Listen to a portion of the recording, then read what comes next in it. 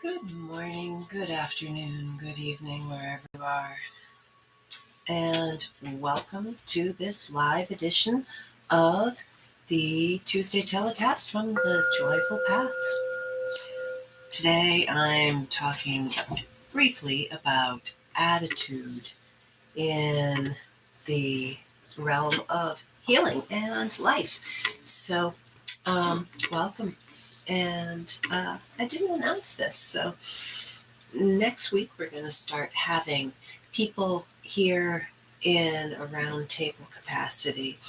And that's going to be really fun. We've been starting to have these round tables, and you're going to get to hear one on thinking and living outside the box. But right now, we're going to talk a little bit about attitude in healing. So, attitude. You know, when we have a place in which we, are caught in the crossfire of circumstances. Circumstances are things that just happen to us. They just come along, and we may cause those circumstances, and we may give ourselves a hard time. But we can be responsible for those, or we can just keep giving ourselves a hard time. There are also those times when we have a circumstance which is beyond our control. A lot of that happens when we're a child. And the children who have the attitude of forgiveness, of compassion, they end up doing really pretty well in life and in healing themselves. And we can do that as adults too. So, what am I talking about here? So there's a 10-90 rule. I want to talk about that a little bit. So Chuck Swindoll said this: attitude is more important than facts. It's more important than the past, than education, money, circumstances, than failures and success, than what other people think, say, or do. It is more important than appearance, ability, or skill. It will make or break a business, a home, a friendship, or an organization. The remarkable thing is that I have a choice every day of what my attitude will be. I cannot change my past. I cannot change the actions of others. I cannot change the inevitable. The only thing I can change is attitude. Life is 10% what happens to me and 90% how I react to it. Now that's really important. So there's that 10%, 90% rule. So how can we say that? Life is everything that happens to us, right? Life is completely our reactions. Life is action and reaction. Life is action and what happens as a consequence. And what happens as a consequence to our reaction to things. So let's say something happens to me or to you, and you respond to it. And your response causes another reaction. That reaction could bring you help. That reaction could cause people to hurt you more. That reaction might be something that's not necessary. Let's say something happens to us that brings us pain. Maybe not even an ability to heal. I had that happen once. Surgery that went wrong, and I wasn't ever supposed to be able to walk again. I lost all the nerves in my leg. Some of you have heard about this before. All the nerves were gone. Sympathetic, sensory, motor nerves, and their sheaths, all gone. I was really pretty young. I was in my early 20s, and but I thought I just wanted to go on and go into this competition that I was already in semifinals in. I needed to fly on an airplane and go be in the finals. And I couldn't, because I couldn't walk, and in fact I was screaming in pain from phantom pain because my brain was telling me that I had no leg. And it was some of the worst pain I'd ever been in. I'd been in some pretty severe pain. Felt like swords going up my leg. And so they told me that they hadn't caused this problem, even though the tourniquet had been left on for like 8 hours straight out of this 11-hour surgery. And they told me I could never walk again because nerves just don't grow back that fast. And that was the word of the doctors. I didn't know any better. Everybody was all upset. Said, you need to sue those doctors and sue those lawyers and sue everybody involved. And I was never supposed to be able to walk, right? I just didn't accept that. That was my reaction to it. That was my attitude. I wasn't going to sue anybody. Did I know what I was doing at the time? Nah, I didn't know what I was doing. I know what I'm doing now, though. At that time, I said, I'm done. I'm done with all this nonsense. I am just fine, and I'm going to go walk. I'm going to be fine. And I did.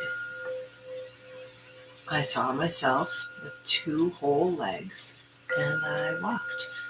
So, that was my attitude, was that there was a way. Because it was unacceptable that there was not a way. I just didn't accept that. Was it impossible? As far as my logical brain knew, yeah, it kind of was. But what my attitude was that I could do this hard thing. And sure enough, with that attitude, I found a physical therapist who was willing to put up with me. And my screaming and hollering as I worked every day for the next year and a half. And in that year and a half, I grew back 3 feet of nerves. And I walked. I have a normal leg. I have hiked and biked and skied. I'm really strong. And, this is something that we can do. So let's say we decide that something that we are told about our health is not true. Do you know how much healing ability we have in ourselves? We have a lot. Attitude is everything. So our attitude is our outward and inward, our energetic manifestation of our beliefs. We can change those beliefs. If we take a mantra, which is a repetitive statement that we make, And we do that over and over again. And it's a useful mantra that helps us ingrain that belief. We've done this as school children to learn something we need to learn. And it's been proven to be useful and work. What we've repeated as little babies, we have learned. We've learned to walk with repetition, and we've learned to talk with repetition. And the talking that we've learned to do are essentially mantras. But we've also learned a lot of our beliefs by mantras. Mantras that have been said to us over and over again. And some of those mantras aren't useful. Some of those are things we tell ourselves over and over again. That we've heard in the mainstream media. That when we have pain, we need to take a non-steroidal anti-inflammatory drug like ibuprofen or acetaminophen, like Motrin or Tylenol. And sometimes those are useful. But we don't always have to do that. But we think we do. We think that's what's going to take away our pain.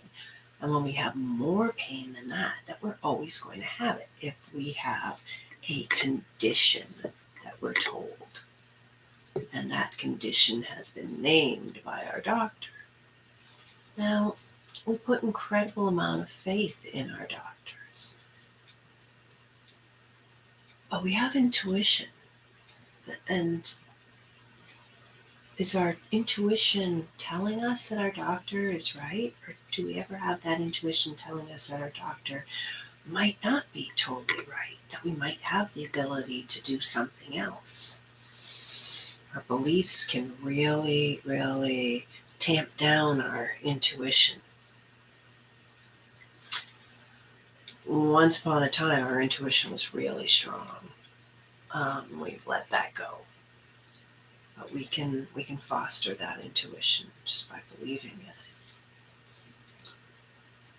First thing that we need to do to foster that intuition, which is a beautiful thing because it takes the things that we know and it uses our own innate abilities to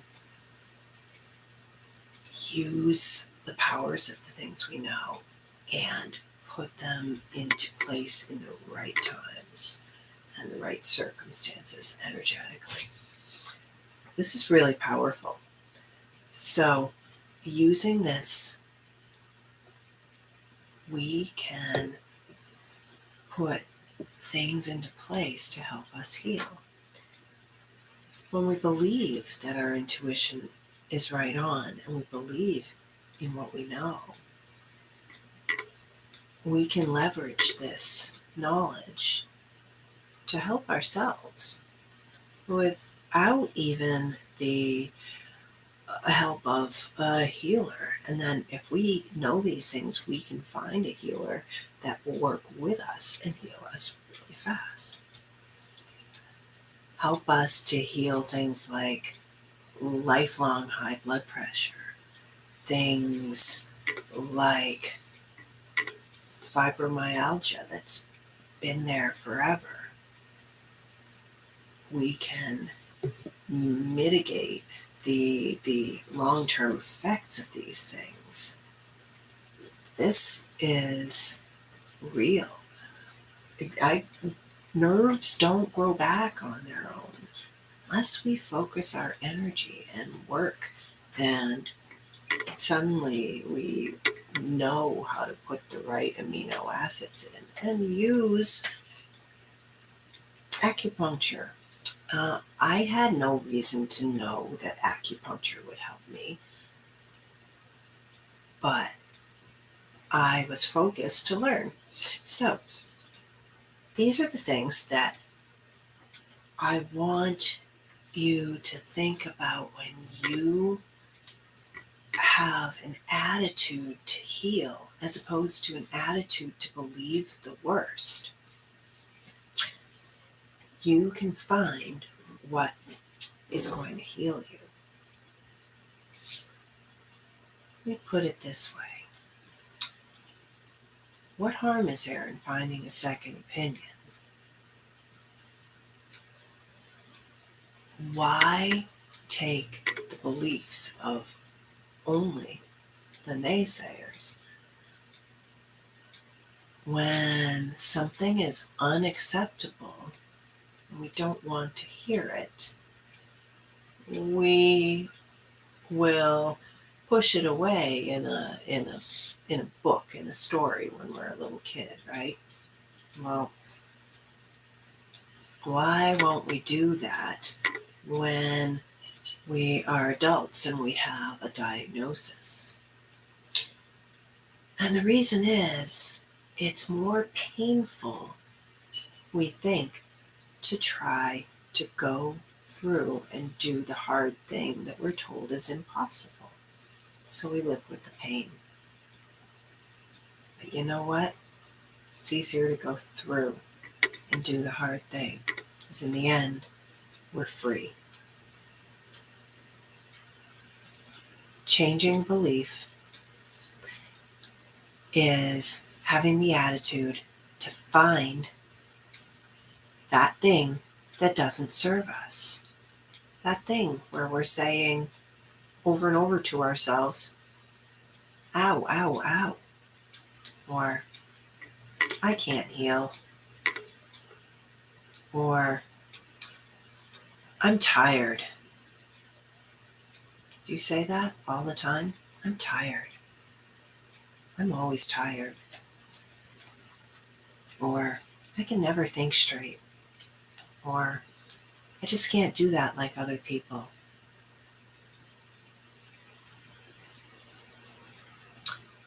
Take those limiting beliefs and put a mantra in there.